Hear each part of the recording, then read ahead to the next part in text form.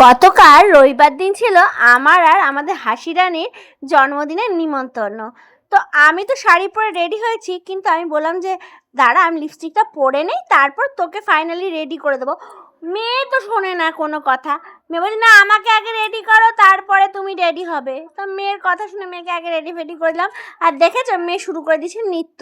তা আমি তারপর লিপস্টিক পরে ব্যাগপত্র নিয়ে তারপর গিফটটা নিয়ে চললাম তোমার জন্মদিন বাড়ির উদ্দেশ্যে। নিমন্ত্রণটা অবশ্য বাড়ির কাছাকাছিই ছিল, তাই একটু রাত্রি করে গিয়েছিলাম। গিয়ে দেখলাম কেক কাটিং পর্ব কিন্তু অলরেডি শুরু হয়ে গেছে। তো আমি দাঁড়িয়ে দাঁড়িয়ে দেখলাম 2 টায়ারে কেকটা নিয়ে এসে, খুব সুন্দর দেখতে ছিল কেকটা। তারপরে সব কেক কাটিং করার পরে সবার মুখে মুখে দিয়ে দিচ্ছিল তোমার বার্থডে গার্ল হাসি।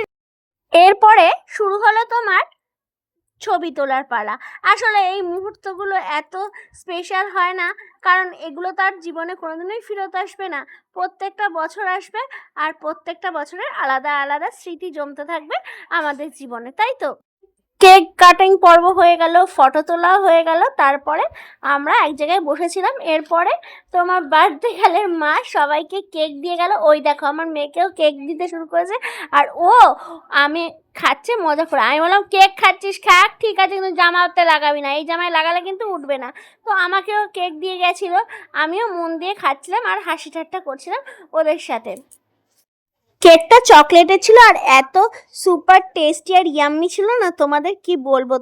তো কেক টেক খাওয়ার আগে অবশ্য কোল্ড ড্রিঙ্কস দিয়ে গেছিলো, তো আমি কেকটা খেয়ে নিয়ে তারপরে তোমার কোল্ড ড্রিঙ্কসটা খেয়েছিলাম।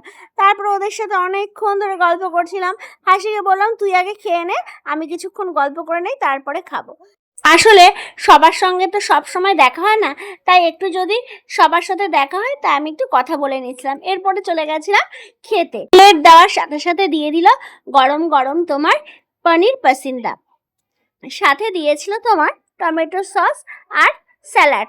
পনির পাসিন্দা তো খেতে খুবই টেস্টি ছিল। আর পনির পাসিন্দাটা শেষ করতে করতেই চলে আসলো কি বলতো, গরম গরম ধোয়া ওটা ফ্রাইড রাইস।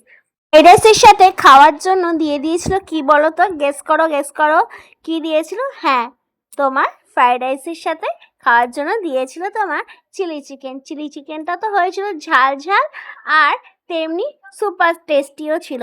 আর এইসব খাওয়া মিটতেই চলে আসলো চাটনি। আর আমি এই চাটনিটা না দুবার চেয়ে নিয়েছিলাম।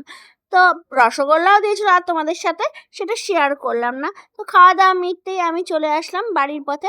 হাসির বাবাকে ফোন করে দিয়েছিলাম কি গো একটু এসো কিন্তু আমাদের নিয়ে যাও। হাসি আর হাসির বাবা দুজনে আগে আগে আমাকে ফেলে রেখে বাড়ির দিকে রওনা দিয়ে দিয়েছিল। তারপর বাড়িতে এসে হাসির বাবাকে বললাম কি গো আমার জন্য একটু স্প্রাইট নিয়ে এসো না। তাই হাসির বাবা আমাকে একটা স্প্রাইটের বোতল দিয়েছিল, খাচ্ছিলাম, অমনি হাসির এসে হামলা করলো মা আমাকে একটু দাও। তো এভাবেই কালকে সন্ধ্যাটা আমি কাটালাম। তো কেমন লাগলো ভিডিও কমেন্ট করে জানিও তোমরা।